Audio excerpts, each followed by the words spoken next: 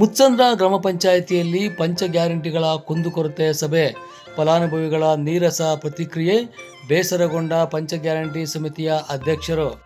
ಬೆಂಗಳೂರು ಗ್ರಾಮಾಂತರ ಜಿಲ್ಲೆಯ ಹೊಸಕೋಟೆ ತಾಲೂಕಿನ ಅನುಗೊಂಡನಹಳ್ಳಿ ಹೋಬಳಿಯ ಮುತ್ಸಂದ್ರ ಗ್ರಾಮ ಪಂಚಾಯಿತಿ ಕಾರ್ಯಾಲಯ ವ್ಯಾಪ್ತಿಗೆ ಬರುವ ಗ್ರಾಮಗಳ ಪಂಚ ಗ್ಯಾರಂಟಿಗಳ ಕುಂದುಕೊರತೆ ಸಭೆಯನ್ನು ಏರ್ಪಡಿಸಲಾಗಿತ್ತು.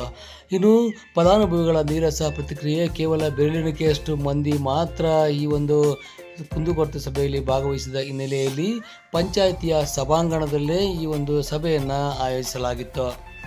ಆಶಾ ಕಾರ್ಯಕರ್ತೆಯರು, ಗ್ರಾಮ ಪಂಚಾಯಿತಿ ಸದಸ್ಯರು ಹೊರತುಪಡಿಸಿದರೆ ಕೇವಲ 3-4 ಫಲಾನುಭವಿಗಳಷ್ಟೇ ಕಾರ್ಯಕ್ರಮದಲ್ಲಿ ಭಾಗವಹಿಸಿದರು. ಇನ್ನು ಕಳೆದ ಆಗಸ್ಟ್ನಿಂದ ಇದುವರೆಗೂ ಕೂಡ ಗೃಹಲಕ್ಷ್ಮಿ ಯೋಜನೆಯ ಹಣ ಬಂದಿಲ್ಲ ಎಂಬ ಪ್ರಶ್ನೆಗಳು ಕೇಳಿಬಂದವು. ಸರ್ಕಾರ ಹಂತ ಹಂತವಾಗಿ ಬಿಡುಗಡೆ ಮಾಡುತ್ತದೆ ಎಂದು ಅಧಿಕಾರಿಗಳು ಉತ್ತರವನ್ನು ನೀಡಿದರು. ಪಡಿತರ ಚೀಟಿ ಸೇರಿದಂತೆ ಇದ್ದ ಸಮಸ್ಯೆಗಳ ಬಗ್ಗೆ ಚರ್ಚೆಯನ್ನು ಮಾಡಿದರು. ಅಧಿಕಾರಿಗಳು ಹಾಗೂ ಗ್ಯಾರಂಟಿ ಸಮಿತಿಯ ಸದಸ್ಯರು ಸಮಸ್ಯೆಗಳ ಬಗ್ಗೆ ಮಾಹಿತಿಯನ್ನು ಈ ರೀತಿಯಾಗಿ ಹಂಚಿಕೊಂಡಿದ್ದಾರೆ. ಗ್ಯಾರಂಟಿ ಸಮಿತಿಗಳ ತಾಲೂಕು ಅಧ್ಯಕ್ಷರಾದ ಚಿಕ್ಕವಲೂರು ಎಚ್.ಜೆ. ಬಚ್ಚೇಗೌಡರವರು ಮಾತನಾಡಿ, ಈ ಒಂದು ಪಂಚಾಯಿತಿ ವ್ಯಾಪ್ತಿಯಲ್ಲಿ ಕೇವಲ ಬೆರಳೆಣಿಕೆಯಷ್ಟು ಫಲಾನುಭವಿಗಳು ಬಂದಿರುವುದರಿಂದ ಯಾವುದೇ ಸಮಸ್ಯೆಗಳಿಲ್ಲ ಎಂದು ಭಾವಿಸಬೇಕಾಗುತ್ತದೆ ಎಂಬ ಆರಿಕೆ ಉತ್ತರವನ್ನು ನೀಡಿದ್ದಲ್ಲದೆ, ಪಂಚ ಗ್ಯಾರಂಟಿಗಳನ್ನು ತಾಲೂಕಿನಲ್ಲಿ 97% ತಲುಪಿಸಿದ್ದು, ಏನಾದರೂ ಸಮಸ್ಯೆಗಳಿದ್ದರೆ ಅದನ್ನು ಮನೆ ಬಾಗಿಲಿಗೆ ಬಂದು ಮಾಹಿತಿ ಪಡೆದು 100% ತಲುಪುವ ಗುರಿ ನಮ್ಮದಾಗಿದೆ ಎಂದರು. ಪ್ರಶ್ನೆ ಕೇಳ್ತಾ ಇದ್ದೀನಿ ಸದಸ್ಯ, ಅರ್ಥ ಆಯ್ತಾ? ಈಗ ನೀವು ಸರಾಸರಿ ಅಂತ ನಮ್ಗೆ ಕೊಟ್ಟಿದ್ದಾರೆ. ಈಗ ನನಗೆ ಒಂದು 58 ಯೂನಿಟ್ ಸರಾಸರಿ ಕೊಟ್ಟಿದ್ದಾರೆ. ನಾನು ಆ ಸರಾಸರಿನ 30 ದಿನದಲ್ಲಿ ಯೂಸ್ ಮಾಡ್ಬೇಕು. ನಿಮ್ಮ ರೀಡಿಂಗ್ ಅವ್ರು ಏನ್ ಮಾಡ್ತಾರೆ, ಈ ತಿಂಗಳು 10ನೇ ತಾರೀಕು ರೀಡಿಂಗ್ ಕೊಡ್ತಾರೆ, ನೆಕ್ಸ್ಟ್ ತಿಂಗಳು ಬರೋದೇ ಇಲ್ಲ. 15 ದಿವಸ 16 ದಿವಸ ಆಗೋಗಿರುತ್ತೆ. ಅರ್ಥ ಮಾಡ್ಕೊಳ್ಳಿ. ಅವಾಗ ನಮ್ ಸರಾಸರಿ ಸಿಗೋದು. ಅಷ್ಟೊತ್ತಿಗೆ ಏನಾಗಿರುತ್ತೆ ಗೊತ್ತಾ, ಇವ್ರು 16 ದಿವಸ ಆದ್ಮೇಲೆ ಬಂದ್ರೆ ಇದು 68 ಓಡಿ ಇನ್ನದಕ್ಕೆ 68 ಆಡ್ ಆಗಿರುತ್ತೆ. ಅವಾಗ ಅವ್ರು ನನ್ಗೆ 68ಕ್ಕೆ ಮಾತ್ರ ಸಬ್ಸಿಡಿ ಕೊಟ್ಟು 48ಕ್ಕೆ ಬಿಲ್ ಹಾಕ್ತಾರೆ. ಅಧಿಕಾರಿ ವರ್ಗದವರಿಗೂ ಈ ಪಂಚ ಗ್ಯಾರಂಟಿ ಯೋಜನೆ ಫಲಾನುಭವಿಗಳು ಹಾಗೂ ಅಂಗನವಾಡಿ ಟೀಚರ್, ಆಶಾ ಕಾರ್ಯಕರ್ತೆ, ಊರಿನ ಎಲ್ಲ ಅಧಿಕಾರಿಗಳು ನಾನು ನಮಸ್ಕರಿಸುತ್ತಾ, ಪಂಚ ಗ್ಯಾರಂಟಿ ಯೋಜನೆಯಲ್ಲಿ 5 ಗ್ಯಾರಂಟಿಯಲ್ಲಿ ನಮ್ಮ ಇಲಾಖೆಯಲ್ಲಿ ಗೃಹಲಕ್ಷ್ಮಿಗೆ 2,000 ಹಣ ರೂಪಾಯಿಗಳ ಯೋಜನೆ. ಸರ್ಕಾರದ ಗ್ಯಾರಂಟಿಯಲ್ಲಿ ಗೃಹಲಕ್ಷ್ಮಿ ಯೋಜನೆ ಒಂದು ಮಹತ್ವಾಕಾಂಕ್ಷೆಯಾದ ಯೋಜನೆ ಆಗಿರುತ್ತದೆ. ಇದರಲ್ಲಿ ಆಹಾರ ಮತ್ತು ನಾಗರಿಕ ಸರಬರಾಜು ವಿತರಣೆ ಮಾಡುವ Antyodaya card, BPL card, APL ಕಾರ್ಡುಗಳು ಕುಟುಂಬದ ಯಜಮಾನಿ ಹೆಸರಿನಲ್ಲಿ ಅವರು ನೋಂದಣಿಯಾಗಿ ಇರಬೇಕಾಗಿರುತ್ತದೆ. ಗೃಹಲಕ್ಷ್ಮಿ ಯೋಜನೆ ಹಂತ ಹಂತವಾಗಿ ಬಿಡುಗಡೆಯ 60,234 ಫಲಾನುಭವಿಗಳ ಗುರಿಯಲ್ಲಿ ಹೊಸಕೋಟೆಯಲ್ಲಿ ಹಾಗೂ 60,214 ಈಗಾಗಲೇ ನೋಂದಣಿಯಾಗಿರುತ್ತಾರೆ. ಅದರಲ್ಲಿ 97% ಈಗಾಗಲೇ ರಿಕವರಿ ಆಗಿರುತ್ತದೆ. ಇದನ್ನು ನೇರವಾಗಿ 2,000 ರೂಪಾಯಿ ಇಪಿಟಿ ಮೂಲಕ ನೇರವಾಗಿ ಬ್ಯಾಂಕ್ ಖಾತೆಗೆ ಮಹಿಳೆಯರಿಗೆ ಹಣ ಬಿಡುಗಡೆಯಾಗುತ್ತದೆ.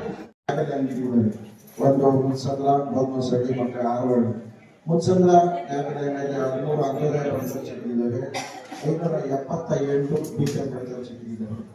ಬೋಧನಸಳ್ಳಿ ನ್ಯಾಯಾಲಯದಲ್ಲಿ 40 ಅಂತ್ಯೋದಯ ಪಡಿತರ ಚೀಟಿಗಳಿದ್ದಾವೆ, 573 ಬಿಪಿಎಲ್ ಕಾರ್ಡ್ಗಳಿದ್ದಾವೆ. ಆರವಳ್ಳಿ ನ್ಯಾಯಾಲಯದಲ್ಲಿ 29 ಅಂತ್ಯೋದಯ ಕಾರ್ಡ್ಗಳಿದ್ದಾವೆ, 520 ಬಿಪಿಎಲ್ ಕಾರ್ಡ್ಗಳಿದ್ದಾವೆ. ಒಟ್ಟು 1,753 ಕುಟುಂಬಗಳಿಗೆ ಅನ್ನಭಾಗ್ಯ ಯೋಜನೆಯನ್ನ ನಮ್ಮ ಸರ್ಕಾರದಿಂದ ತಲುಪಿಸ್ತಾ ಇದ್ದೀವಿ. ಅದೇ ರೀತಿ ಈ ಪಂಚಾಯಿತಿಗೆ ಪ್ರತಿ ತಿಂಗಳು 553 ಕ್ವಿಂಟಾಲ್ ಆಹಾರ ಧಾನ್ಯನ ಸಪ್ಲೈ ಮಾಡ್ತಾ ಇದ್ದೀವಿ ನೇರಳೆ ಮೂಲಕ. ಬೇರೆ ಕಡೆ ಇರ್ತದೆ, ಇಮಿಡಿಯೇಟ್ಲಿ ಅವ್ರದ್ದು ರೇಷನ್ ಕಾರ್ಡ್ ಶಿಫ್ಟ್ ಮಾಡಕ್ಕಾಗಲ್ಲ. ಇವರು ಸೊಸೈಟಿ ತಗ ಕಳಿಸಿದ್ರೆ ಇಲ್ಲ ನಮ್ಗೆ ರೇಷನ್ ಬಂದಿಲ್ಲ, ನಾವು ರೇಷನ್ ಕೊಡಲ್ಲ ಅಂತ ಹೇಳಿ ಕಳಿಸ್ತಾರೆ. ಒಂದು 10 ಸಾರಿ 20 ಸಾರಿ ಹೇಳಿದ್ರೆ ಅವ್ರು ಹಂಗೆ ಹೇಳ್ತಾ ಇದ್ದಾರೆ, ದಯವಿಟ್ಟು ಇದಕ್ಕೊಂದು ಪರಿಹಾರ ಕೊಡಿ ಸರ್. ಅವ್ರು ಬಂದು ನಮಗ್ ಮೆಂಬರ್ ಕೇಳ್ತಾರೆ, ಯಾಕಂದ್ರೆ ಅವ್ರ ಪಕ್ಷ ಸಿಗೋದೇ ಮೆಂಬರ್. ಅವ್ರು ಕೇಳಿದ್ರೆ ಫೋನ್ ಮಾಡಿದ್ರೆ ಇಲ್ಲ ನಮ್ ಸರ್ಕಾರದಿಂದ ಕೊಡ್ತಾ ಇಲ್ಲ, ನಾನ್ ಕೊಡಲ್ಲ, ನೀವು ಹೋಗಿದ್ರೆ ಏನಿದ್ರೆ ಅಲ್ಲೇ ಕೇಳ್ರಿ ಅಂತ ಹೇಳ್ತಾರೆ. ಅದಕ್ಕೆ ಕುಮಾರಣ್ಣ ಇದ್ದಾರೆ, ನಾವು ಕುಮಾರಣ್ಣ ಕೇಳ್ತಾ ಇದ್ದೀವಿ ಸರ್. ರೇಷನ್ ಶಿಫ್ಟ್ ಮಾಡೋದಕ್ಕೆ ಸಾಲ ಮಾತಾಡಿದ್ದೀನಿ, ಕುಮಾರಣ್ಣ ಕೇಳ್ತಾ ಇದ್ದೀನಿ, ದಯವಿಟ್ಟು ಅದೊಂದು ಸಹಕಾರ ಮಾಡ್ಕೊಡಿ.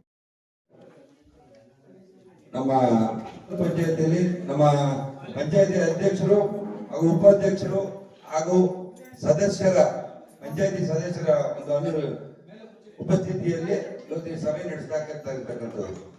ನಾವು ಹಾಗೆ ಈ ಫಲಾನುಭವಿಗಳು ಇರ್ಬೋದು, ಮುಖ್ಯವಾಗಿ ನಮ್ಮ ಫಲಾನುಭವಿಗಳು ಬೇಕಾಗಿರೋದು. ಅದು ಫಲಾನುಭವಿಗಳು ಎತ್ಕೊಳ್ತಾ ಇಲ್ಲ. ನನಗೆ ಗೊತ್ತಿದ್ದಂಗೆ ಎಲ್ಲ ಅಂಗನವಾಡಿ ಟೀಚರ್ಸ್ ಇದ್ದಾರೆ, ಅವರು ಜಾಸ್ತಿ ಪ್ರಾಬ್ಲಮ್ ಏನು ಇಲ್ಲ ಅನ್ಕೊಂತೀನಿ. ಇದ್ದಿಲ್ಲೇ ಬರೋರು ಅಂತಾರೆ. ಎಲ್ಲಿ ಕೇಳಿದ್ರು ಕಾರ್ಡ್ ನಮ್ದು APL BPL APL ಆಗಿದೆ, BPL ಆಗಿದೆ ಅಂತೆಲ್ಲ ಕಂಪ್ಲೇಂಟ್. ನಿಮ್ಮಲ್ಲಿ ಕಮ್ಮಿ ಕಾಣ್ತವೆ. ಅದು ಕಾರ್ಡ್ಗಳ ಎಲ್ಲ ಕರೆಕ್ಟ್ ಆಗಿವೆ ಅಂತ ಅರ್ಥ ನಮ್ಗೆ. ನಾವು ಇದನ್ನ ಆಯೋಜಿಸಿದ ಆಕ್ಚುಲಿ ಎಲ್ಲ ಅಲ್ಲೇ ಬಂದು ನಿಮ್ ಮುಂದೆ ಗೊತ್ತಿರೋ ತಿಳ್ಕೊಂಡು ಏನಿದೆ ಅದನ್ನ ಸಮರ್ಪವಾಗಿ ಸರಿ ಮಾಡಿ ಅರ್ಹ ಫಲಾನುಭವಿಗಳಿಗೆ ಪ್ರತಿಯೊಂದು 5 ಪಂಚ ಗ್ಯಾರಂಟಿಗಳು ತಲುಪಿಸೋ ಉದ್ದೇಶ ನಮ್ಮ ಸರ್ಕಾರ ನಮಗೆ ಒಂದು ಅನುಷ್ಠಾನ ಸಮಿತಿ ಮಾಡಿದೆ. ಆಮೇಲೆ ಸಮಿತಿ ಬರೀ ಅಧಿಕಾರಿಗಳು ಕೆಲಸ ಮಾಡಲ್ಲ ಅನ್ನೋ ಉದ್ದೇಶದಿಂದ ಅವರ ಮೇಲೆ ನಮ್ಮನ್ನ ಒಂದು ಸಮಿತಿ ಮಾಡಿ ಹಾಕಿದ್ದಾರೆ. ಆದ್ರೂ ನಮ್ಮ ಸರ್ಕಾರಿ ಅಧಿಕಾರಿಗಳು ಭಾರಿ ಶ್ರಮ ಪಟ್ಟು ಇದನ್ನ ಅನುಷ್ಠಾನ ಮಾಡಿದ್ದಾರೆ. ಇಲ್ಲದಿದ್ರೆ ನಾವು 98-99% ರೀಚ್ ಆಗ್ತಾ ಇರಲಿಲ್ಲ. ಇವತ್ತು ನಮ್ಮ ತಾಲೂಕಲ್ಲಿ ಆಲ್ಮೋಸ್ಟ್ 98% ಮೇಲೆ ಇದೆ ಎಲ್ಲ ಏನು ಪಂಚ ಗ್ಯಾರಂಟಿಗಳಿವೆ. ಅದು 98% ರೀಚ್ ಆಗಿದೆ. ಅವರು ಶ್ರಮ ಪಟ್ಟಿದ್ದಾರೆ. ಅದು ಅಧಿಕಾರಿಗಳಿಗೂ ಸಹ ಸಹಕಾರ ಇದೆ, ಅದರಿಂದ ಆಗಿದೆ. ಆದರೂ ಇನ್ನೂ ಯಾರನ್ನು 100% ರೀಚ್ ಆಗಬೇಕನ್ನೋ ಉದ್ದೇಶದಿಂದ ಇನ್ನೂ ಯಾರನ್ನ ಅವರ ಫಲಾನುಭವಿಗಳಿದ್ರೆ ಅವ್ರನ್ನ ಕಂಡುಹಿಡಿದು ಅವ್ರದ್ದು ಏನು ನ್ಯೂನತೆಗಳಿವೆ ಸರಿಪಡಿಸಿ ಅದನ್ನ ಮುಂದೆ ಕೊಡಿಸೋಂತ ಕೆಲಸ ನಮ್ದಾಗಿತ್ತು. ಆದ್ರಿಂದ ನಾವು ಎಲ್ಲ ಅನುಷ್ಠಾನ ಸಮಿತಿ ಸದಸ್ಯರೊಂದಿಗೆ ಇವತ್ತು ಪಂಚಾಯತಿಗೆ ಬಂದಿರ್ತಕ್ಕಂಥ